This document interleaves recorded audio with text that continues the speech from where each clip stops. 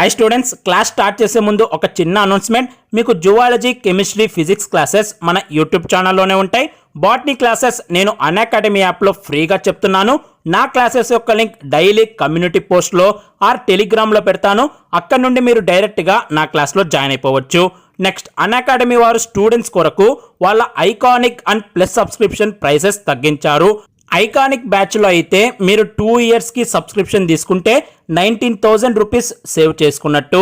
అలాగే 2 ఇయర్స్కి plus subscription తీసుకుంటే 10,640 రూపీస్ సేవ్ చేసుకున్నట్టు. అలాగే మీరు రెఫరల్ కోడ్ దగ్గర విష్ణువర్ధన్ అని ఎంటర్ చేస్తే ఇంకా అడిషనల్గా 10% డిస్కౌంట్ వస్తుంది.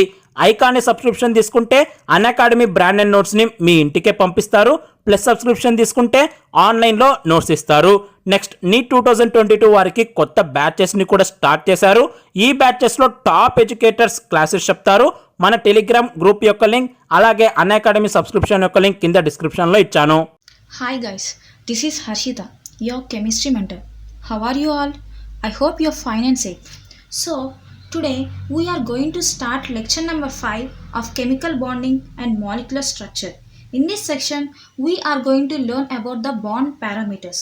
And ఇప్పటి నుంచి మనం చదువుకునే ప్రతి ఒక్క టాపిక్ కూడా నీట్లో కానీ జేఈలో కానీ చాలా చాలా ఇంపార్టెంట్. ఎందుకంటే ప్రీవియస్ ఇయర్స్ క్వశ్చన్స్ అన్నీ కూడా ఇప్పటి వరకు మనం చెప్పుకునే టాపిక్స్లోనే వస్తాయి. ఇప్పటి నుంచి మనం చెప్పుకునే ప్రతి టాపిక్ కూడా వెరీ వెరీ ఇంపార్టెంట్. సో మీరు కొంచెం ఎక్కువ కాన్సన్ట్రేషన్ వినాల్సిన అవసరం అయితే ఉంది. బాండ్ పారామీటర్స్లో ఉండే టాపిక్స్ వచ్చేసి bond length, bond angle, bond order and bond enthalpy. ఈ 4 టాపిక్స్ అనేవి చాలా చాలా ఇంపార్టెంట్. పీవైక్యూస్ ఒకసారి చూస్తే దాంట్లో ఈ టైప్ టాపిక్స్ మీద క్వశ్చన్స్ అనేవి ఎక్కువ రిపీట్ అవుతూ ఉంటాయి.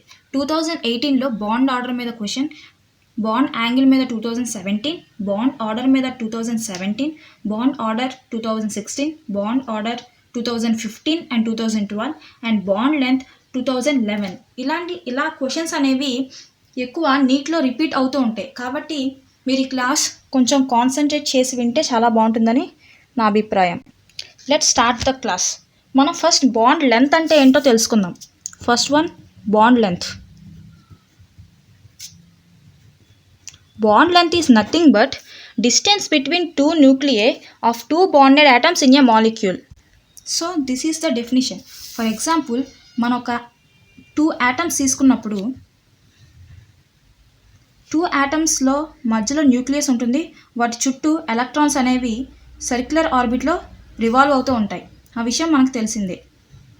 సో ఎప్పుడైతే ఈ 2 atoms అన్నీ కూడా ఈ 2 atoms బాండ్ అయ్యాయో అప్పుడు ఈ 2 atoms ఒకదాని పక్కన ఒకటి వస్తాయి.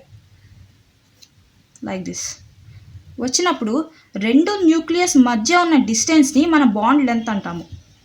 సో ఈ న్యూక్లియస్కి మధ్య ఉన్న డిస్టెన్స్ని మనం బాండ్ లెంత్ అంటాము. ఈ బాండ్ లెంత్ అనేది చాలా వాటి మీద డిపెండ్ అయి ఉంటుంది. అంటే మనం యాటమ్ని ఎలాగో చూడలేం కాబట్టి వాటి మధ్య ఉన్న బాండ్ లెంత్ని మనం క్యాలిక్యులేట్ చేయడానికి కొన్ని టాపిక్స్ని డిస్కస్ చేయాల్సి వస్తుంది. అందులో ఫస్ట్ వన్ వచ్చేసి ఎలక్ట్రోనెగటివిటీ.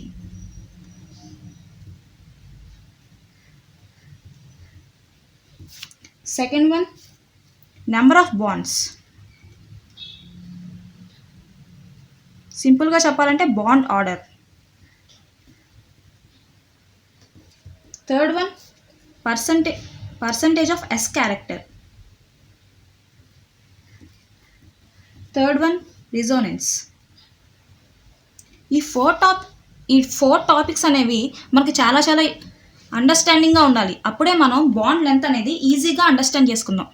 ఇప్పుడు ఫర్ ఎగ్జాంపుల్ మనం బాండ్ లెంత్ తెలుసుకున్నప్పుడు ఈజీగా మనం బాండ్ ఆర్డర్ని తెలుసుకోగలం అండ్ అలాగే బాండ్ ఎంథాల్పీని కూడా తెలుసుకోగలం. అంటే బాండ్ పారామీటర్స్లో ఉన్న 3 టాపిక్స్కి ఇంటర్ రిలేషన్షిప్ ఉంటుంది అనమాట. సో ఫస్ట్ ఒకటి అండర్స్టాండ్ చేసుకున్నప్పుడు మనకి ఈజీగా మిగతా 2 అనేవి ఈజీగా అర్థమైపోతాయి.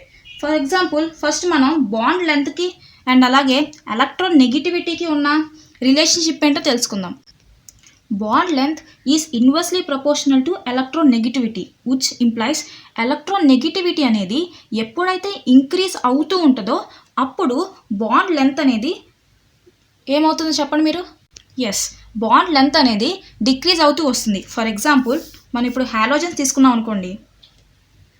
Halogens are nothing but fluorine, chlorine, bromine, iodine. ఇవన్నీ కూడా most electronegative elements are atoms.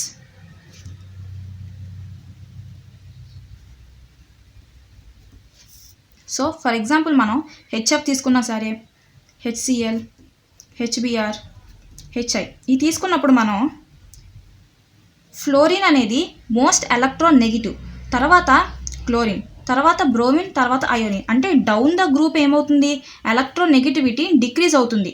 కాబట్టి హెచ్కి ఎఫ్కి మధ్య ఉన్న డిస్టెన్స్ చాలా షార్ట్గా ఉంటుంది. హెచ్కి సిఎల్కి మధ్య ఉన్న డిస్టెన్స్ కొంచెం షార్ట్గా ఉంటుంది, మీన్స్ కొంచెం ఎక్కువగా ఉంటుంది. హెచ్కి బీఆర్కి ఉన్న డిస్టెన్స్ ఇంకొంచెం ఎక్కువగా ఉంటుంది. హెచ్కి ఐకి ఉండే డిస్టెన్స్ ఇంకొంచెం ఎక్కువగా ఉంటుంది. ఎందుకని ఈ డిస్టెన్స్ వేరియేషన్ వచ్చిందంటే ఎలక్ట్రోనెగటివిటీ అనేది డిక్రీజ్ అవుతూ వస్తుంది. ఎలక్ట్రోనెగటివిటీ అంటే ఏంటంటే ఒక యాటమ్ అనేది ఎంత ఈజీగా ఎలక్ట్రాన్ని తీసుకోగలదో దాన్ని మనం ఎలక్ట్రోనెగటివిటీ అంటాం అనమాట. ఫ్లోరిన్ తీసుకుంటే as compare to the chlorine, fluorine యొక్క సైజ్ అనేది చాలా స్మాల్గా ఉంటుంది. సో ఎలక్ట్రాన్కి న్యూక్లియస్కి మధ్య ఉన్న డిస్టెన్స్ అనేది చాలా షార్ట్గా ఉంటుంది. దిస్ ఈజ్ న్యూక్లియస్, ఇక్కడ ఆర్బిట్ ఉంటుంది. సో వీటి మధ్య ఉన్న డిస్టెన్స్ అనేది షార్ట్గా ఉంటుంది కాబట్టి అట్రాక్టివ్ ఫోర్సెస్ అనేవి స్ట్రాంగ్గా ఉంటాయి.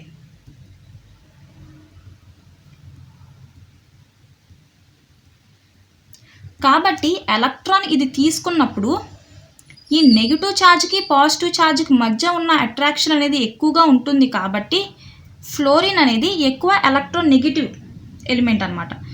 అందుకని హైడ్రోజన్కి ఫ్లోరిన్కి మధ్య ఉన్న బాండ్ లెంత్ అనేది చాలా చిన్నగా ఉంటుంది. వేటితో కంపేర్ చేస్తే, వాటి గ్రూప్లో ఉన్న ఎలిమెంట్స్ అన్నిటితో కంపేర్ చేస్తే క్లోరిన్ అనేది ఇంకొంచెం పెద్దగా ఉంటుంది, బ్రోమిన్ది ఇంకొంచెం పెద్దగా ఉంటుంది, అయోడిన్ది ఇంకొంచెం పెద్దగా ఉంటుంది. అలా మనం బాండ్ ఎంథాల్పీని ఎలక్ట్రోనెగటివ్తో కంపేర్ చేసుకుంటాం. సెకండ్ వన్ వచ్చేసి నెంబర్ ఆఫ్ బాండ్స్.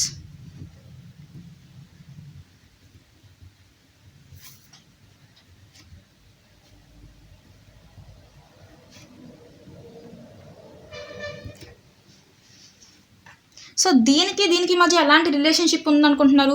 ఫస్ట్ మనం టాపిక్ తెలుసుకుందాం, తర్వాత రిలేషన్షిప్ ఎలా రాయాలో అండర్స్టాండ్ చేసుకుందాం. ఫర్ ఎగ్జాంపుల్ మనకి కార్బన్కి మధ్యలో సింగిల్ బాండ్ ఉంది, అండ్ అలాగే కార్బన్కి మధ్యలో డబల్ బాండ్ ఉంది, అండ్ కార్బన్కి మధ్యలో త్రిబుల్ బాండ్ ఉంది. ఎప్పుడైతే బాండ్స్ అనే నెంబర్స్ ఇంక్రీజ్ అవుతాయో, ఇక్కడ ఒక బాండ్ ఉంది, ఇక్కడ 2 బాండ్స్ ఉన్నాయి, ఇక్కడ 3 బాండ్స్ ఉన్నాయి. ఎప్పుడైతే బాండ్స్ యొక్క నెంబర్ అనేది ఇంక్రీజ్ అవుతుందో అప్పుడు బాండ్ అనేది చాలా షార్ట్ అవుతుంది. సింగిల్ బాండ్ ఉన్నప్పుడు బాండ్ యొక్క లెంత్ కొంచెం పెద్దగా ఉంటుంది, డబల్ బాండ్ ఉన్నప్పుడు కొంచెం డిక్రీజ్ అవుతుంది లైక్ దిస్, త్రిబుల్ బాండ్ ఉన్నప్పుడు ఇంకొంచెం డిక్రీజ్ అవుతుంది. అలాగా నెంబర్ ఆఫ్ బాండ్స్ అనేవి ఇంక్రీజ్ అవుతే బాండ్ లెంత్ అనేది డిక్రీజ్ అవుతుంది. అంటే రిలేషన్షిప్ ఎలా ఉంటుందంటే inversely proportional.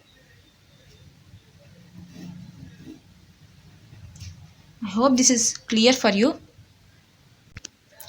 Number of bonds అనేవి ఇంక్రీజ్ అయ్యే కొద్దీ బాండ్ లెంత్ అనేది డిక్రీజ్ అవుతూ ఉంటుంది, సింపుల్గా చెప్పాలంటే. ఓకే, ఈ టాపిక్ తీసుకొని మనం నెక్స్ట్ యొక్క క్యారెక్టర్ని చూసుకుందాం. నెక్స్ట్ క్యారెక్టర్ వచ్చేసి పర్సంటేజ్ ఆఫ్ ఎస్ క్యారెక్టర్. అసలు పర్సంటేజ్ ఆఫ్ ఎస్ క్యారెక్టర్ ఎక్కడ వస్తుందంటే హైబ్రిడేషన్లో వస్తుంది. మీకు తెలిసిన హైబ్రిడేషన్ వచ్చేసి sp2 sp3. దీంట్లో ఎస్ క్యారెక్టర్ ఎంత ఉంటుంది, మీకు ఏమైనా గెసెస్ ఉన్నాయా? దీంట్లో ఎస్ క్యారెక్టర్ వచ్చేసి, ఫర్ ఎగ్జాంపుల్ మనం పర్సంటేజ్ తీసుకుంటాం కాబట్టి 100% తీసుకుందాం. దీంట్లో ఎన్ని ఆర్బిటల్స్ ఉన్నాయి? 2 ఆర్బిటల్స్ ఉన్నాయి. ఒక ఆర్బిటర్ ఎస్, ఇంకోటి పి. సో 50-50 అంటే ఎస్ క్యారెక్టర్ అనేది 50% వస్తుంది. దీంట్లో ఇంకొంచెం వస్తుంది, దీంట్లో ఇంకా తగ్గుతుంది. అలా వెళ్ళే కొద్దీ పర్సంటేజ్ ఆఫ్ ఎస్ క్యారెక్టర్ అనేది ఏమవుతుంది, డిక్రీజ్ అవుతుంది. In the same way s అంటే మనకు వచ్చేది త్రిబుల్ బాండ్, ఎస్పి అంటే మనకు వచ్చేది త్రిబుల్ బాండ్, sp2 అంటే మనకు వచ్చేది డబల్ బాండ్, sp3 అంటే మనకు వచ్చేది single bond. I hope this is clear for you. Wait a second. Fine. ఇక్కడ కూడా బాండ్ లెంత్ అనేది పర్సంటేజ్ ఆఫ్ ఎస్ క్యారెక్టర్కి ఇన్వర్స్లీ ప్రపోర్షనల్గా ఉంటుంది. సో లాస్ట్ టాపిక్ వచ్చేసరికి రిజోనెన్స్. రిజోనెన్స్లో ఏం జరుగుతుందంటే ఒక సింగిల్ బాండ్, ఒక డబల్ బాండ్, ఈ రెండు కూడా కంబైండ్ అవుతాయి. ఇది ఆర్గానిక్లో అయితే మీకు కొంచెం క్లారిటీ ఉంటుంది. ఆర్గానిక్లో బెంజిన్ టాపిక్ వచ్చినప్పుడు అక్కడ మీకు కొంచెం క్లారిటీ వస్తుంది. ఇక్కడ సింగిల్ బాండ్ డబల్ బాండ్ అనేది మనం రెండింటిని కంబైన్ చేసినప్పుడు పార్షియల్ డబుల్ బాండ్ వస్తుంది. పార్షియల్ డబుల్ బాండ్ అంటే ఏదర్ అది సింగిల్ బాండ్ కాదు ఆర్ డబల్ బాండ్ కాదు, చెప్పాలంటే 1.5 బాండ్ టైప్లో వస్తుంది అనమాట, మిడిల్ బాండ్లో. సో రిజోనెన్స్కి కూడా బాండ్ లెంత్కి కూడా కొంచెం రిలేషన్షిప్ అనేది ఉంది. ఓకే గైస్, 2011లో బాండ్ లెంత్ మీద నీటిలో ఒక క్వశ్చన్ వచ్చింది. ఈ క్వశ్చన్ సాల్వ్ చేసే ముందు ఒకసారి టాపిక్ని చూద్దాం. సో మనం ఈరోజు బాండ్ పారామీటర్స్ గురించి తెలుసుకున్నాం. అందులో 4 టైప్స్ అనుకున్నాం. ఒకటి bond length, bond angle, bond order and bond enthalpy. Bond లెంత్కి వస్తే distance between 2 nuclear of 2 atoms in a molecule. ఒక 2 ఆటమ్స్ తీసుకున్నప్పుడు ఆటమ్స్ అనేవి సర్కిల్లో ఉంటాయి. నార్మల్గా బాండ్ అవ్వకముందు ఆ రెండు ఒక డిస్టెన్స్లో ఉంటాయి. ఎప్పుడైతే ఆ రెండు బాండ్ చేశాయో అప్పుడు 2 న్యూక్లియస్ మధ్యలో ఉన్న డిస్టెన్స్ని బాండ్ లెంత్ అంటాం. 2 ఆటమ్స్ ఎప్పుడైతే మాలిక్యూల్గా ఫామ్ అయ్యాయో అప్పుడు 2 న్యూక్లియస్ మధ్యలో ఉన్న డిస్టెన్స్ని బాండ్ లెంత్ అంటాం. సో ఈ బాండ్ లెంత్ ఏ టాపిక్స్ మీద డిపెండ్ అయి ఉంటుందంటే, first one electron negativity, second one number of bonds or bond order, third one percentage of s character, fourth one resonance. ఇప్పుడు ఒక్కొక్క దానికి వీటికి రిలేషన్షిప్ ఎలా ఉందో తెలుసుకుందాం. First one, bond length is inversely proportional to electron negativity. అసలు electron negativity ఏంటంటే ఒక యాటమ్ అనేది ఎంత ఈజీగా ఎలక్ట్రాన్ని గెయిన్ చేసుకోగలదో దాన్ని ఎలక్ట్రాన్ నెగిటివిటీ అంటాం. సో దానికి బెస్ట్ ఎగ్జాంపుల్స్ వచ్చేసి halogens, fluorine, chlorine, bromine, iodine. Down the group ఏమవుతుందంటే సైజ్ అనేది డిక్రీజ్ అవుతుంది. సైజ్ డిక్రీజ్ అయినప్పుడు ఎలక్ట్రాన్ నెగిటివిటీ కూడా డిక్రీజ్ అవుతుంది. ఓకేనా? అంటే ఫ్లోరిన్ అనేది ఎక్కువ ఎలక్ట్రోనెగటివ్, తర్వాత వచ్చేసి క్లోరిన్, తర్వాత బ్రోమిన్, తర్వాత అయోడిన్. ఇప్పుడు మనం ఎలాంటి రిలేషన్షిప్ తీసుకున్నాము? Inversely proportional. అంటే ఎలక్ట్రాన్ నెగిటివిటీ ఎక్కువగా ఉంటే బాండ్ లెంత్ అనేది తక్కువ అవుతుంది. ఎలక్ట్రాన్ నెగిటివిటీ ఫ్లోరిన్కి ఎక్కువ కాబట్టి బాండ్ లెంత్ తగ్గింది. క్లోరిన్కి కొంచెం తక్కువ, బాండ్ లెంత్ కొంచెం పెరిగింది. బ్రోమిన్కి ఇంకొంచెం తక్కువ, బాండ్ లెంత్ ఇంకొంచెం పెరిగింది. అంటే ఒకటి తగ్గుతూ ఉంటే ఒకటి పెరుగుతూ ఉంటుంది. ఓకేనా? నెక్స్ట్ వన్ వచ్చేసి bond length and number of bonds. Number of bonds పెరిగినప్పుడు ఏమవుతుందంటే వాటి మధ్య అట్రాక్షన్స్ పెరుగుతున్నాయి. అట్రాక్షన్స్ పెరిగినప్పుడు ఆటమ్స్ అన్నీ కూడా ఒకదానికొకటి దగ్గరగా వస్తున్నాయి. ఓకేనా?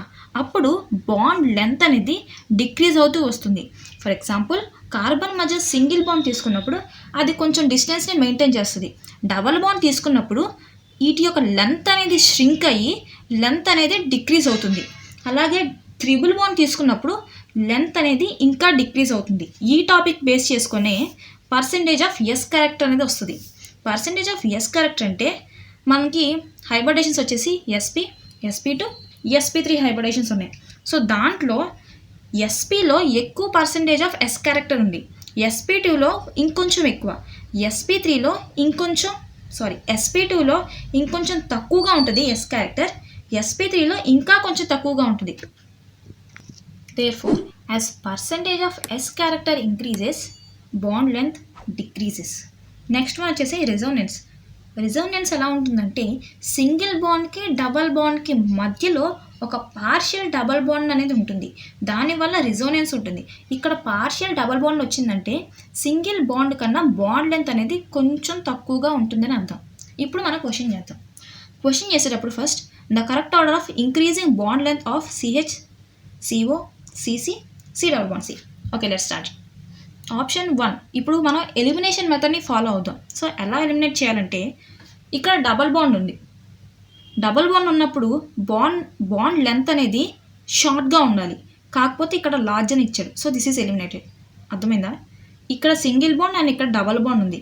డబల్ బాండ్ తీసుకున్నప్పుడు మనకి బాండ్ లెంత్ అనేది షార్ట్గా ఉండాలి. అంటే ఇది ఇక్కడికి వచ్చి ఇది ఇక్కడికి వస్తే పర్వాలేదు, కానీ ఇక్కడ సి డబల్ బాండ్ సి అనేది ఇక్కడ వచ్చింది కాబట్టి ఈ ఆప్షన్ అనేది ఎలిమినేట్ అయిపోయింది. ఈ 2 ఆప్షన్స్ చూస్తే ఈ రెండు సేమ్గా ఉన్నాయి.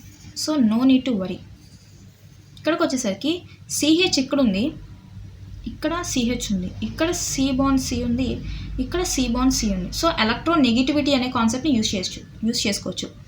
సో ఈ రెండిట్లో ఇక్కడ కూడా డబల్ బాండ్ కాన్సెప్టే యూస్ చేస్తే ఇక్కడ డబల్ బాండ్ ఉంది, ఇక్కడ సింగిల్ బాండ్ ఉంది. ఈ ఆప్షన్ని రైట్ అనుకుంటే దీనికి మధ్య డిఫరెన్స్ ఏమీ లేదు కదా.